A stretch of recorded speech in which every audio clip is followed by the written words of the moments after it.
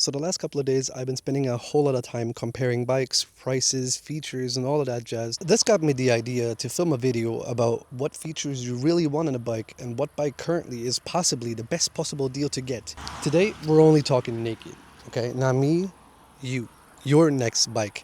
So you're probably thinking about buying a naked bike because you don't care about having a sports bike. You just want the best possible bang for your buck.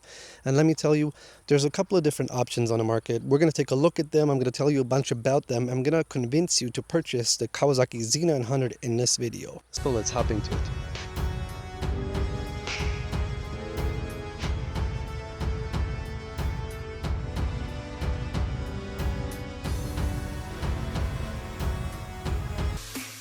So before we get into the nitty-gritty and the meat of this video, and the message I'm trying to convey to you is I want to preface this by saying there is no definitive best bike. Yes, I think the Kawasaki Z900 is the best naked bike on the market, but that's due to a lot of reasons. And those reasons change drastically between each rider. Whether or not this bike is for you, we're going to figure out in this video. We're going to get into all of that. Currently, there are a lot of really great bikes on the market. A lot of fantastic motorcycles. Kawasaki Z900, Yamaha MT-09, KTM 990 Duke, even though take that with a grain of salt, you know, KTM is a running gag. CF Moto brought their new NK model. I think you don't have to look very far to find a good bike at the moment. Let me ask you one question first, okay? Do you like make modifications to your motorcycle? If the answer is yes, then you can probably narrow down the choice and selection of your next bike quite heavily. Now you might be thinking, well, you can make modifications to any bike, you know, there's aftermarket parts for everything. And yeah, well, that isn't necessarily false. It also is nuanced. Let's compare the two bikes that are currently on the market that are going the strongest in the naked bike category. And that will be the Yamaha MT-09 and the Kawasaki Z900. In a lot of tests and comparisons, both of these bikes are pretty much equal. And it really comes down to user preference. Now, what exactly is that user preference? Like, what do I prefer when choosing a motorcycle? And, you know, it really comes down to the engine that you're riding with. The Z900 comes with an inline-4, which is silky smooth, has a very unique sound. You know, once you go forward, you never go down. It is just an experience when riding that you definitely have to have made at least once in your life to be able to say what bike you like. Okay, you can't purchase a motorcycle without riding a 2 and at least a 4-cylinder. The 3-cylinder is a whole different story. I don't think the 3-cylinder is gonna blow your mind as much as either a 2 or 4-cylinder does, but the CP3 Yamaha produces is in its own entire category, right? There isn't anything quite like it. If you're looking at 2-cylinder bikes for your next motorcycle, doesn't matter how much horsepower it has, a 2-cylinder bike will always be unruly. You will never find a 2-cylinder bike that rides smooth. It's rattling, it makes noise, it moves, it vibrates, all of that stuff. That's the whole nature of a 2-cylinder bike. That is what you're gonna get if you choose to go 2. If you choose to go with a 4-cylinder bike, what you get is an incredibly linear power band. Like, for example, look at me accelerate from first gear. This is the smoothness of a 4-cylinder machine.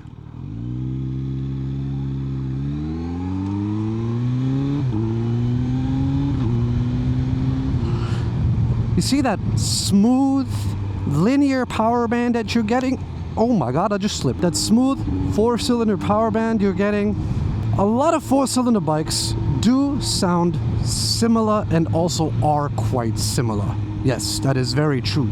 And if we're talking about engine preference, it really stops being preference, because it comes down to what kind of a rider you are, okay?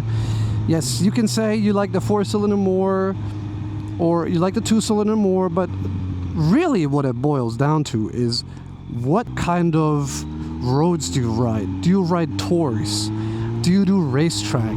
Do you always go fast straights? For example, a 4-cylinder will be absolutely amazing in straights. A 2-cylinder, being lighter, will be amazing in twisties. I mean, all of the bikes can do every single category quite well.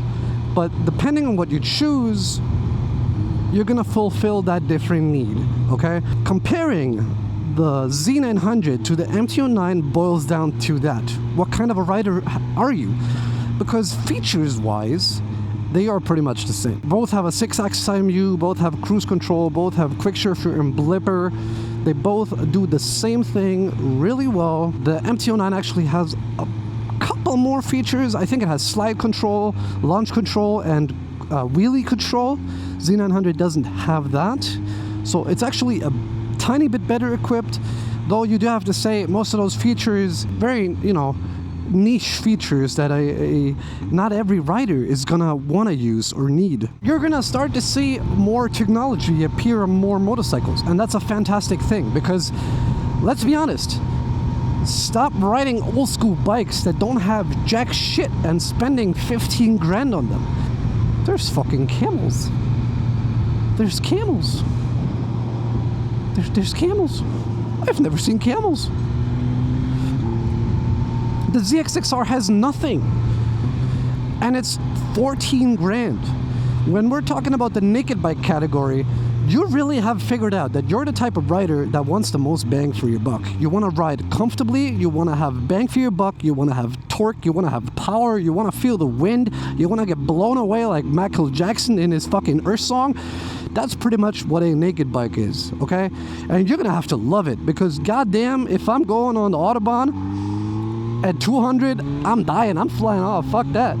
Let's look at the price for each bike. My Z900 cost me $9,500. Now you're thinking to yourself, you have 124 horsepower, 96 Newton meters of torque, cruise control, quick shifter, blicker, 6-axis IMU, riding modes, TFT display.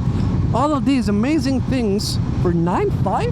What's the downside? And the reality of it is, there isn't one. And I honestly think Kawasaki should charge way more for this motorcycle. Way more. Let's look at the MT-09. That thing starts at, let's round up, 11,500. So it's 2,000 euros more expensive out the box. 2,000. If you want to get the Y-AMT, which is the automatic, you're paying a bit extra, but it's like 500, but it's whatever. We're looking at the regular model now. Yamaha is expensive, and they do have amazing features. Yamaha and Kawasaki have both amazing build quality. You can't really say one or the other is better. It really comes down to, service intervals and all of that stuff, like long-term experiences, but that's really it. Both are amazing manufacturers that make great bikes, and all of the tests and reviews and everything say that they're both fantastic bikes for the price. But if you're buying a naked bike and you want the most bang for your buck, is spending more money for less bang for your buck the smart thing to do? Okay? And this is where it starts to dissolve into an emotional battle rather than a objective one. It's, you have to be, you cannot make a purchase on a motorcycle on a objective, rational basis. Because if you're going by rational basis, the Z900 wins every single time.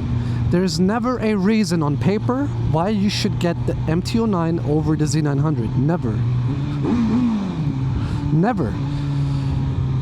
And if we're looking at the MT-09 and what makes the argument against it even stronger, look, I'm trying to be as objective as I can, okay? But I did my research, and if you want to buy the Z900, what's the first thing you're gonna do? Get rid of that shitty stock muffler.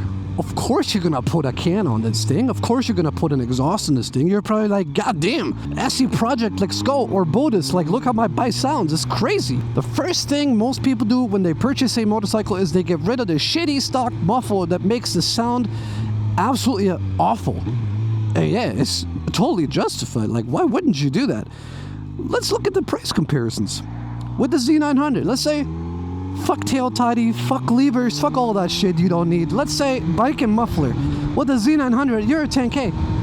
10K for this bike. How it sounds. Like, convince me that's a shitty deal.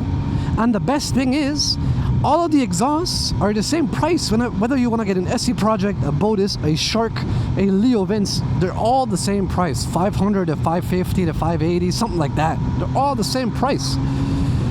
Let's look at the MT-09 and how much an aftermarket exhaust is going to cost you. Yes, I'm going to use the official Akrapovic exhaust as a comparison, as an example. Why? Because the MT-09 doesn't allow you to change the slip-on only. You have to make a full system swap. If you ever looked into the prices for a full system swap on your bike, you're gonna be hell deep in your pockets, okay? The MT-09 base model with an aftermarket exhaust, you're gonna be at almost 14,000 euros. Dollars, whatever the hell it is in your currency. I mean, of course, I can only really speak about the bikes in my currency, but you're going to be paying almost 4,000 more for a bike with 5 less horsepower, okay, on paper, less torque. If you want bang for your buck, the Z900 is the way to go every single time. Now, of course, price, performance, features, all of that thing isn't enough to make a good decision on your next motorcycle, right? On paper, the Z900 is a bike everyone should get, but it's not that simple. It's not as simple as making an objective, unbiased, rational purchase. Emotions matter. So the CP3 engine does the best of both worlds, okay? It's smoother than a 2-cylinder, if that's what you don't like about 2-cylinders. Yeah, that's definitely gonna be drawing your attention, but it's not as smooth as a 4-cylinder. And of course, 4-cylinder are gonna have a higher top speed at that point. You know, the displacement is slightly higher. Z900 gets about, rounded up 50 more cc's, bigger engine size. It does make a difference, but you know, most people are not gonna be constantly riding in the rev ranges where the performance is gonna shine through and matter at that incremental difference. Can I sum up who the CP3 motor would be for? If the 2-cylinder is too jumpy for you and feels too cheap, but the 4-cylinder doesn't have enough emotion, because I do admit, yeah, even though I fucking love my bike and I think the exhaust is amazing, I do agree with the fact that 2-cylinders are very linear, and sometimes that can be a bit too linear for some people. You might need a bit more unruliness, a bit more emotion on the streets, you know, feel different kind of movements in your bike, maybe a bit more vibration. I do have to say, this bike, almost no vibration at all. The CP3 is for you. But if you want the most, in my opinion, motorcycle experience, you gotta get that 4-cylinder. You're gonna thank me later. Trust me. The absolute smoothness of this thing, riding it in whatever gear, the perfect sound it makes, the predictability of it, really makes you think, damn, why didn't I get a 4-cylinder naked bike earlier? And this is all it boils down to. Both bikes are fantastic, and because everything boils down to emotional value at the end, on paper, the Z900 has better value. And that is a fact. And I know there's going to be a lot of comments saying, oh, the MT-09 is so much better. It has wheelie control and I slide around corners, and Yamaha is so much better. There aren't really many things to talk about in motorcycles now. Once you have reached this level, for this one, the Z900 or the MT-09, once you have reached this level of motorcycle, it's going to be tough to upgrade to something else. Because I will never be able to ride without cruise control, a quickshifter, and a blipper ever again. I just don't want to. It's too much fun, it's too convenient, so my choice for future bikes is incredibly limited. Z900 or MT-09. Both bikes perfectly fill that criteria, and there's currently nothing that really rivals it. I'm curious to see what other bikes manufacturers come up with in the future in order to tackle this, because I think Kawasaki has absolutely hit the nail on the head. And ooh, listen to this. For 9,500 euro, this shit feels like cheating. And if you are a new rider or whether, you know, whenever Kawasaki has special kind of deals, you might even get a better price or a worse price. And there's also some countries where the Yamaha might be cheaper than the Z900, and then it's a clear case of buying the Yamaha. Definitely. If money doesn't matter to you, I mean, then why don't you just buy both bikes, right? But if money does matter and you definitely want to get the best thing for your buck, the Z900 will never make you cry, will never disappoint you ever. I hope I could clear up some things in this video. Let me know, why did you purchase the Z900 over the MT-09? Why did you purchase the MT-09 over the Z900? Is it pure to the looks? Is it the engine? I want to know what drives people and what makes them choose different motorcycles. This is really interesting to me. Subscribe to the channel, and I'll see you in the next one. Peace.